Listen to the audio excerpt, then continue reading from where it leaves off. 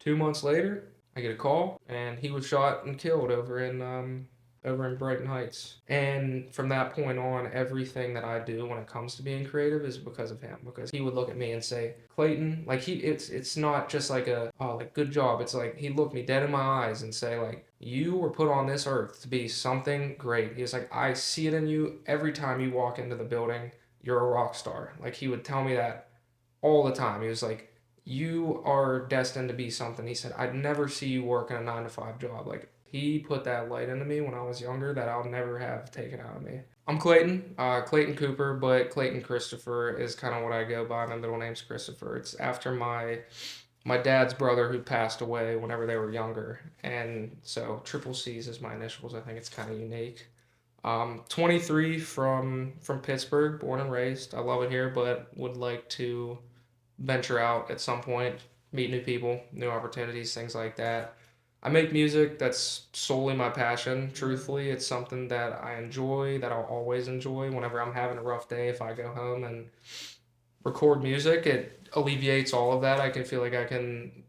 The microphone is a journal to me, and it helps a lot with dealing with certain things and being able to convey messages that otherwise I wouldn't be able to say. Um, but yeah, I like to think of myself in a way. I want it to sound more humble, but as a Swiss Army knife because I just do whatever works and that I enjoy. I'm always like I'm a sponge. I love learning. I love doing new things and trying new things. If it doesn't work, cool. But also, if it doesn't work the first time, give it another go because I think being good at something is great. If you come into something and you're good at it initially, awesome, that's amazing, great for you. But I think the bigger picture is if you're bad at something and you teach yourself to be great, I think that is more of a powerful story, I guess, that shows, really grit. Um, but yeah, that's kind of about myself, I guess. I'll go to the next question. On a scale of 1 to 10, how authentically are you living your life right now, online and offline? Online, no. And I wouldn't say authentically at all because I mean not at all. I like to be myself online, but also like online people see I don't know, I have expensive things here and there in my pictures, whatnot. I'm going to LA here and there shooting and stuff, but that is not my day-to-day life. My day-to-day life I'm working.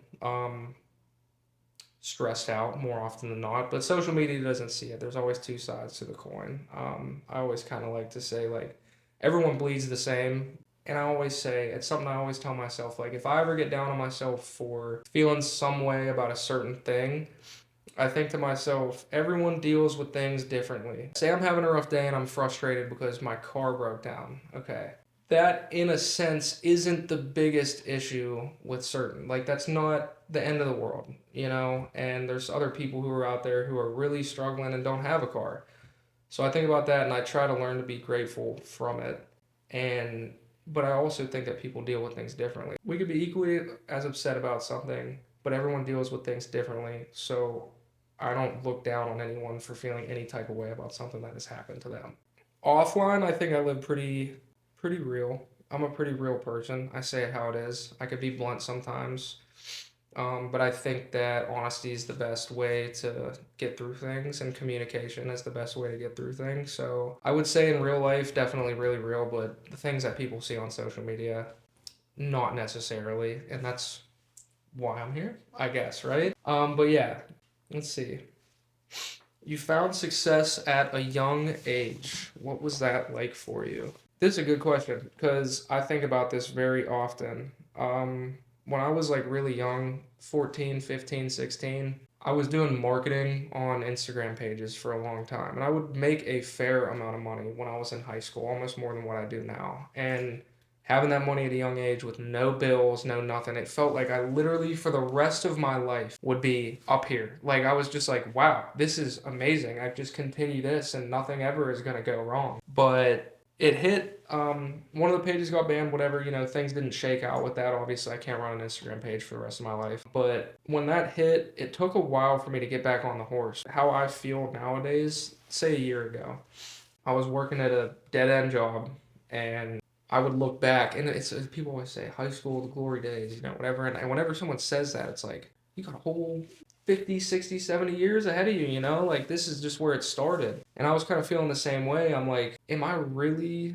thinking back on high school, thinking like, wow, that was my peak? Because I'm in a dead end job, not making nearly as much money as what I was making. So I guess it was really at first it was amazing. I was getting praised by my parents, and I fell off a cliff pretty much. And then for a good 2 or 3 years, I was just like floating, really like trying to find something that sticks, but nothing ever would. And I don't think I gave 100% of my time to it. I've shifted my mind, some of the things I've went through, learned, some of the people that I've learned from have really helped me hone in on like what I need to do and like how I should think about certain things. Like always give it 100%, and even if you fail, you gave it 100% at the end of the day. So what more can you do? If you always work with that, just strive to be better every day, 1%. But finding a success at a young age, it was amazing, and I can't say if I'm happy or not that I did, because I mean, everything happens for a reason.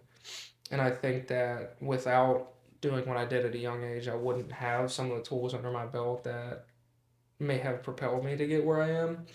But then again, for a while there, it was like I was looking at high school like that was the best time of my life for like a good year or two. And I honestly hate that I say that, but that's how I was feeling for a little while. And I've gotten out of that sense because I'm doing things now that make me happy.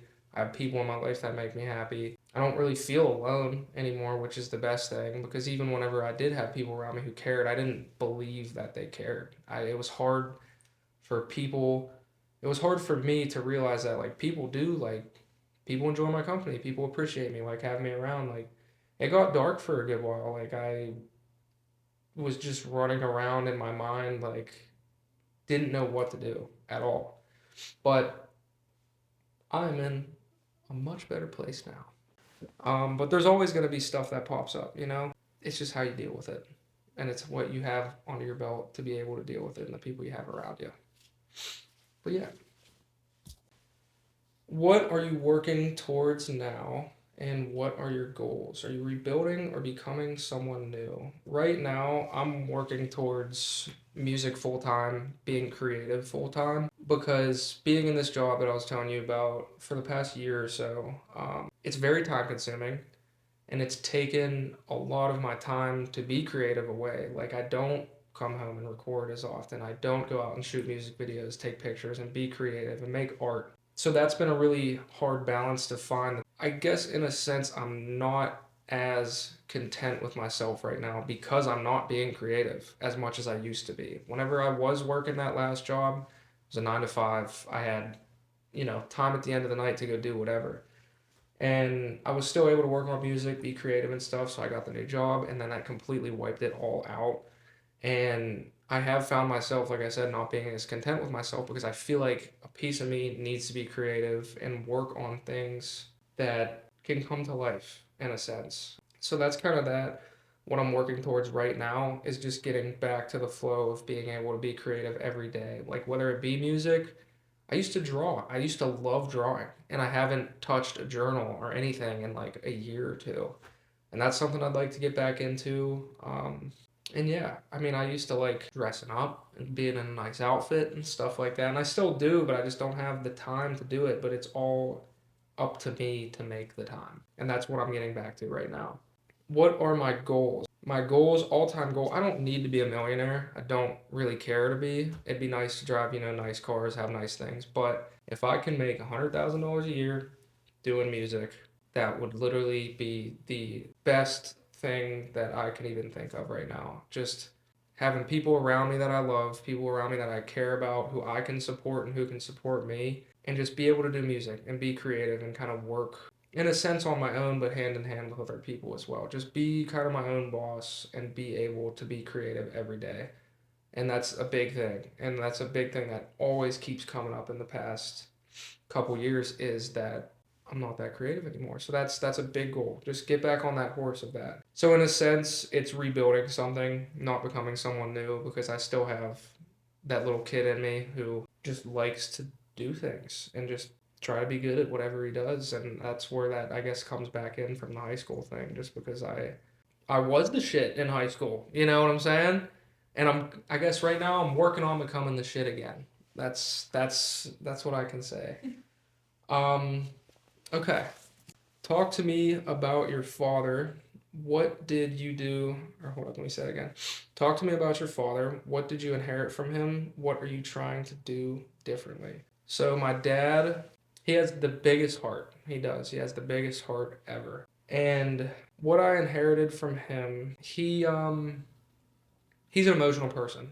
My brother isn't at all. My brother will keep his tears in. I inherited my emotionalness, I guess, from my dad. Like he wasn't afraid to cry or show tears when he was younger, and I'm not either. I'll cry in the middle of the bar last night with my friends at work. So that's something I love that because I love being vulnerable and like I know there's a good time to be serious, there's a good time to show emotions, there's a good time to and I'm good with navigating through when is a good time to let something come through, I guess. And I think that is something that I got from him 100%. I will say I didn't start recording music because of him.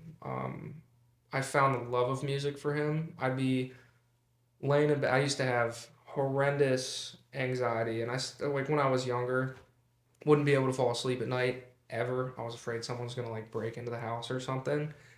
And the one thing that would put me to sleep was when I would hear him through the grate, the vents from the basement coming up to my room. I'd hear drums, I'd hear guitar, I'd hear him singing, and that is where I found my love for the sound of music. And I'm forever appreciative of that because it would put me to sleep instantly. And I think that's where, in my mind, I was like, oh my gosh, music is comforting. Like, I like this. And I was really young. So that's something that I'd say I inherited from him, the love for the sound of music, I guess. And I'm beyond grateful for that. So beyond grateful for that. What are you trying to do differently? In a sense, there's a lot that I want to do differently from him, but I am insanely grateful that it's in front of my face to be able to navigate. And so I have an example of things to do differently and things to follow.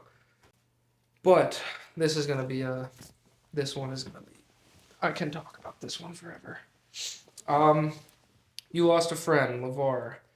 How did that change you? So to start, to try to keep it in a nutshell, growing up, LeVar was a staple in my childhood to when it comes to jumping on the trampoline together. We just grew up like around the same people and we started getting close come middle of high school. And he passed when I was in 11th grade. And I remember, and this is something that I appreciate and cherish literally for the rest of my life. He would look at me and say, Clayton, like it's not just like a oh like good job. It's like he looked me dead in my eyes and say like you were put on this earth to be something great. He was like, I see it in you every time you walk into the building. You're a rock star. Like he would tell me that all the time. He was like, you are destined to be something. He said, I'd never see you work in a 9 to 5 job. Like you go chase your dreams. We're in 10th and 11th grade. Who else is going to tell you that at that age, you know? And I took that to heart and I would say, oh my gosh, like, I don't, you know? And the one day after school, he was like, you want to come out to the studio with me over in Etna? And he had a studio with our buddy Jordan in the Store Express down in Etna. And we were down there for 3 days in a row, almost 72 hours, just like locked in the studio recording. And from that point on, I that was my first time in the studio. He just invited me. He said, "Hey, come over, give it a shot. Just come see what it's in your blood. Like, come give it a shot." So I listened to him. We did, and 2 months later, I get a call, and he was shot and killed over in Brighton Heights. And from that point on, everything that I do when it comes to being creative is because of him. Because he put that light into me when I was younger that I'll never have taken out of me. And I go to his grave and like I went over to his grave a little while ago, and I played the whole album. Just sat with him and played the whole album. And I was like, "You, this is because of you. You're the stepping stone that it took to get me where I am today. And without him, I would not be into this. I wouldn't. I don't know what I'd be doing. He literally is a giant staple in my life, and it changed me forever. I mean, I miss him to death. If I could give him a hug and just because I was young, so I didn't get to give him his flowers on how he made me feel, you know. So um, if I could do anything to get 5 more minutes with him and just be like, you know, I love you, dude. Like literally, you've done so much for me. But he doesn't. I'd never got the chance to tell him, you know, because it was so sudden. But I know he's with me. There's his younger brother Paris, the strongest kid I've ever met in my life. He lost both his brothers and his mom in the same year. And I see LeVar in Paris. Paris came over to record one of the first times 3 years ago. Came over to record and like he was behind me recording, and I just broke down in tears while I was mixing it because I'm just thinking to myself, I thought I was gonna turn around and see LeVar behind me. So for Paris, anything that I can do for that kid, I would lay down for it.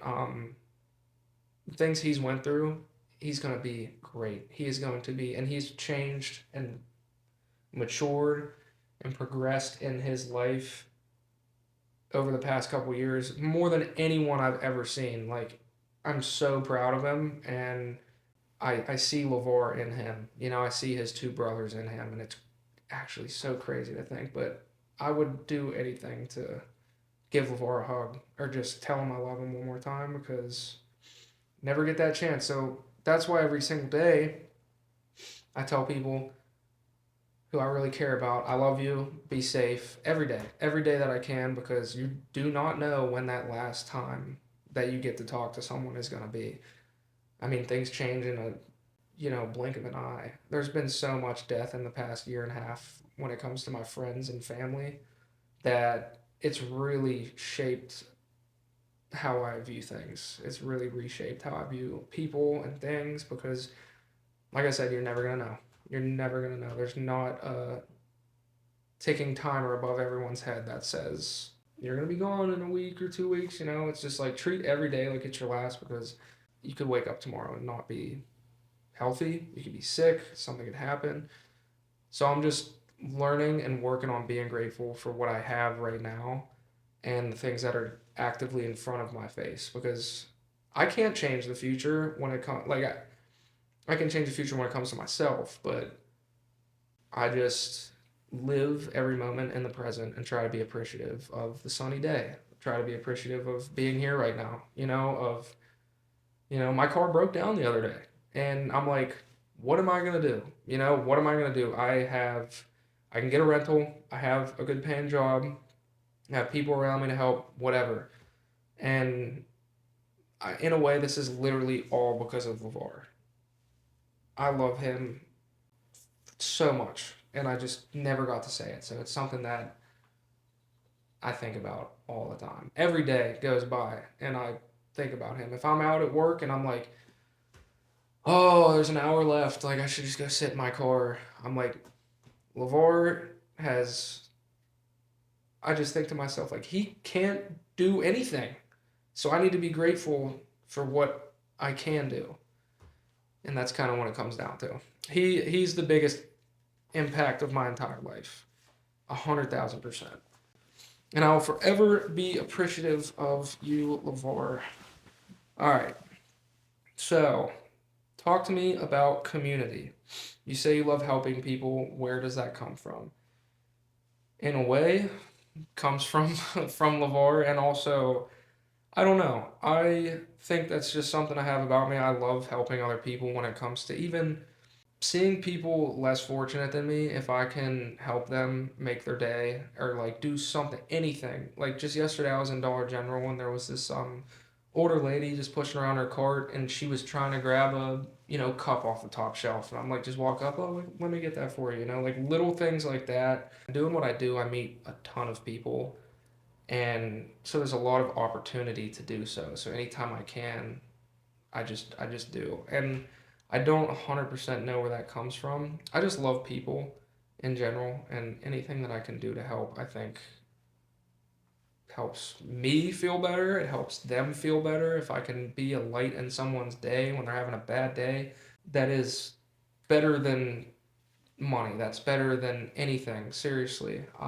This is a crazy story. I'll make it really quick. But with my job, like I meet a lot of people. I knock on doors. Um, there was a lady 3 weeks ago. She was 88 years old, older woman, sweetheart, so sweet.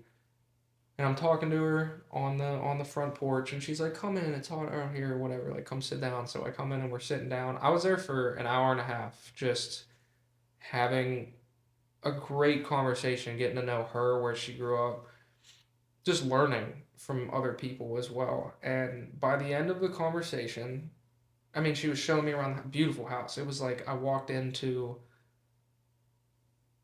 I don't even know how to describe it. It was like I walked into a time capsule from the 70s. There was like red velvet couches, carpets, the greenery everywhere was beautiful.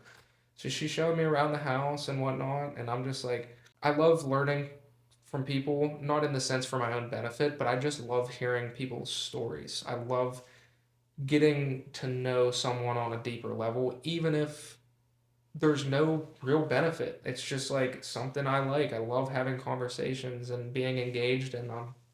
And by the end of the conversation, I'm asking her, I'm talking to her, I'm like, hey, do you have anyone else, like, to help you? She was mentioning that her yards and her weeds in the backyard, or, it's hard for her to get out and do them. I asked for a number, and we've been keeping in touch, and I'm going to go out there next weekend and help her with a whole bunch of things at the yard.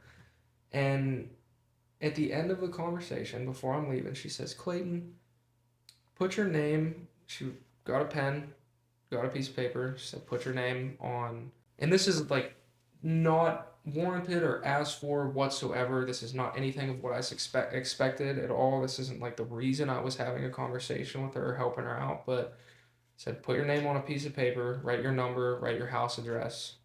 I'm going to put you on the will for the house when I die. Insane. And for someone to who I met 2 hours ago to trust me enough and like me enough to say they're gonna put me on the will for their house means that I must have made a pretty good impact on that person. And she mentioned she has like no family, it's just her. And that's why I want to keep in touch with her. I want to go out there and I want to help her with the yard and stuff. So that's just an example of kind of like the background of why I like learning about people, even if it's not, like I said, not going to benefit me or anything like that. It's not going to like change my life, but I just love hearing people's stories, and older people especially have a soft spot in my heart. Literally just yesterday at lunch, whenever we were at work, there was an older gentleman at the Taco Bell sitting in the back corner by himself, all nice, like in a button down shirt, like in his slacks, and he's just sitting there, no phone, no nothing, by himself, eating a taco. And I was just for like 10 minutes, I was like, just give me a sec, I'm gonna go sit with them. And his name was Walt. Like never would have met him in my life. I had a great conversation with him, and it made his day that I went over there and just gave him the time of day, because I feel like older people don't feel seen. They feel forgotten about. So if there's anything that I can do to like help them, like, no, I see you, like I know you're here, like I love you. Seriously, I love people. So that's a big thing, and I love it. And that's one of the most important things on my day to day that I try to do. I try to help at least one person every day, whether it be someone new or someone that I know. All right. Would your younger self be proud of the man that you are today? I think so. I think so. There's things that my younger self would tell me not to do and yell at me probably for, but I think mistakes shape us into who we are today. And if you make a mistake, it depends on how you deal with it. You can have a bad day, you can have a bad week, have a bad month, but what really shapes the person that you are is how you come back the next day. Because bad things are going to happen. And I think my younger self would be very proud of the man I am today, 100%, but there would be things that he'd probably be yelling at me for, 100%. Um, but that's just how it goes, You don't ever, I like to think to myself, and this has really helped whenever I'm frustrated with someone or something. Everyone is living this life for their first time. There's no trial and error. So if for example, someone in my life, they make a mistake or something like that, and it's the first time they've made it. We're living for the first time. I'm not gonna, and that's really helped when it comes to dealing with certain things, and I really appreciate that too. I think that a lot of the stuff that I've went through over the past couple years have really shaped me to be who I am today, and helps me deal with everything that's going on. And I honestly think I deal with it really well. I think that I have a good head on my shoulders because of the mistakes I've made, because of the people around me, because of the experiences that I've had to go through. And like I said, everyone goes through things, but it's literally about how you decide to deal with it and how you look at it. You can change your outlook. If you feel sorry for yourself that something bad happened, okay, I get that. Give yourself a day, give yourself some time, but it's about how you get up the next morning and put a smile on your face. I put a fake smile on my face in the morning when I wake up because it wires your brain. As soon as I wake up, just big cheese. It's fake, but big cheese. As soon as I wake up, it literally like rewires your brain to be like, oh, like he's happy. Okay, And then it just goes about starting your day with, like this morning I woke up, I didn't drink coffee. I've been drinking like what is it? I forget, chia seed, lemon water, like, and trying to be on this like really healthy thing. And I feel great. No coffee, just drink that. Lift in the morning.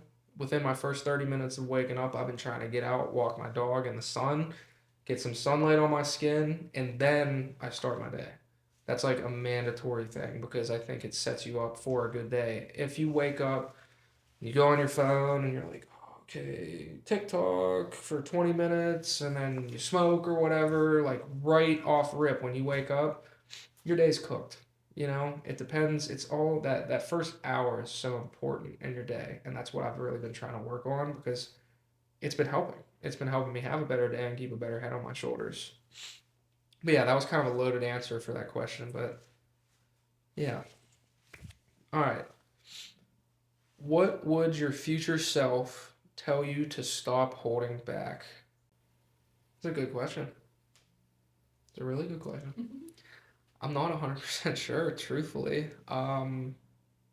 Even when I do feel like I give 100%, I still feel like I give more. And I feel like maybe not holding back because I don't necessarily feel like I'm holding back on anything. I do feel like I say it how it is and I talk very openly with the people I love in my life. If there's a problem, we talk about it. If not, like I pray. Yeah, I praise whenever there's great things, but we have a conversation when there's bad things. What I would say, maybe stop holding back, would literally be the music, like we were talking about. I don't want to be 35 years old and think to myself, when I was 23, if I took a year, carved a year or two out of my life to really give 100% to music, to being creative, where could it have taken me? I don't want to grow up and have a regret of that. So that, I feel like my future self told me that already. So that's what I'm in the process of doing. That is literally what I'm actively working towards right now is to and give it 100% of what I want to do now because it's going to be different in 10 years, it's going to be a different world.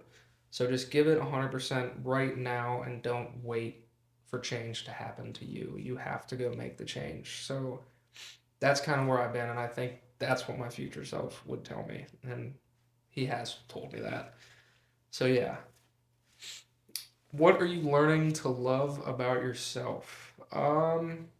I'm learning to love how I deal with things and how I think about certain things. I used to get really stressed out about, I mean, how can you not get stressed out about certain things? But I love how I deal with things, and I do think I have a really good head on my shoulders. I think that I can navigate certain things really well. Okay, if it takes a day or 2 or 3 days, a week, month, whatever, but I can do it. Like, I believe in myself, and it's not cockiness. I know what I went through, and everyone, like I said, everyone goes through things, but I know in my experience the things that I dealt with growing up, the things that I saw and heard, and I'm still here, and I'm still breathing, and I'm still looking at it with a positive mindset. So I think that is something very important that I'll carry with me, obviously, forever. And I'm learning to love how I look. I don't know. We were just talking about that, but I look in the mirror most days and I am just like, I would change that. I would change this. I would change whatever. And that's not a good way to think. So I'm working on that right now because I know I'm not ugly, but there are things that I would like that I just can't help but think. Like we were talking, you look at someone who might feel horrendous about themselves, like, oh my gosh, like I don't like the way I look, but I look at them and I see a person. I see a living human who is beautiful in of itself. Like I don't look at people and say, ooh, like, oh, they're having a bad hair day, even if they feel that way about themselves.